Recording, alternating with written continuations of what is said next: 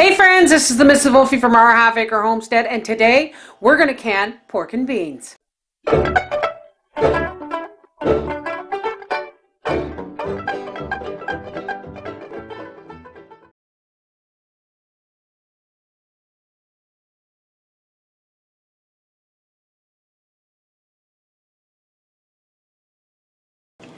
All right, let's get our sauce started. You're going to need about 2 quarts or 2 liters of water. Now if you want to use tomato juice, you go right ahead, but I'm just going to use a small, what is this, 5-ounce can of tomato paste, because that's what I got in the pantry. Let's give this a whisk. Then we're going to add in our seasonings, and all I have here is 1.5 tablespoons of salt, 1 teaspoon of Keen's dry mustard, and 1/2 teaspoon of pepper. Now we're going to add about 1/2 cup of blackstrap molasses. It would not be baked beans or pork and beans without molasses. That's what gives it that beautiful, rich brown color and flavor. And then 2 cups of diced onion. Not a beautiful color? That is going to be amazing. All right, let's get on with the bacon. This is my last piece of the bacon that we've been using this week, and it's pretty, it's actually quite salty. You can use anything you want. You can use ham, but well, let's put it this way, folks. Nothing tastes quite as good as home-cured bacon in your pork and beans. And there we go. There's probably 2 pieces for each jar. I'm going to can mine in 1/2 pint jars because we don't eat a lot of pork and beans, but we do like, occasionally, we like them on as a side to our bacon and eggs or our ham and eggs and hash browns. Okay. All right. Here is our cold beans, and they, like I said, they have been rinsed, soaked, and parboiled. And here's our sauce.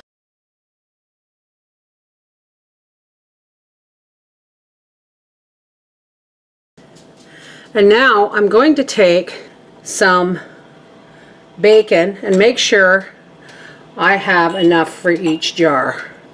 I'm just going to drop, and I'm only going to fill my jar about 3/4 of the way full because, folks, these beans are still going to swell in the canning process.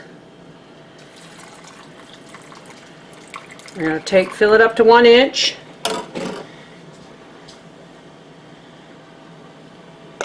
Debubble. I think I'm going to put a little bit more in there. Always, always, always wipe the rim of your jar with a damp, clean cloth.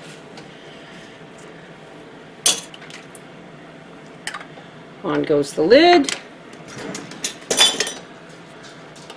On goes the ring. And into the canner this goes.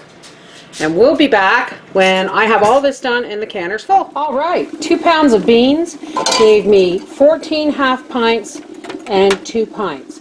Now I'm going to put the lid on this and we'll be right back. All right, once this vents a steady stream of steam, we're going to time it for 10 minutes. Then we're going to put a 10-pound weight on it and process it for 65 minutes. Okay, this has been venting a steady stream of steam for the last 10 minutes. And we're just going to put our weight on. As soon as that jiggles vigorously, we'll start timing.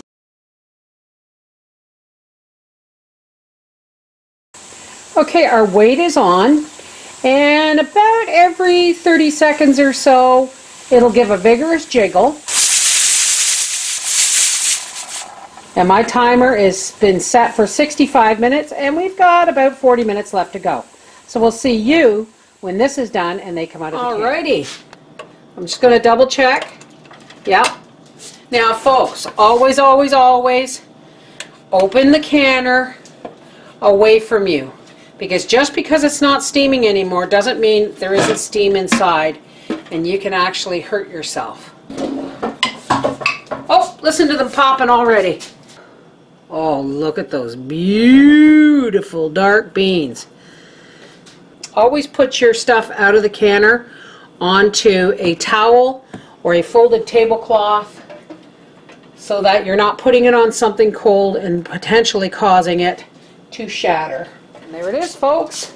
14 half pints and 2 pints of home canned pork and beans, and look how rich that is with that dark blackstrap molasses. This is the Mrs. Volfie from Our Half Acre Homestead saying just because it's March doesn't mean you can't do canning.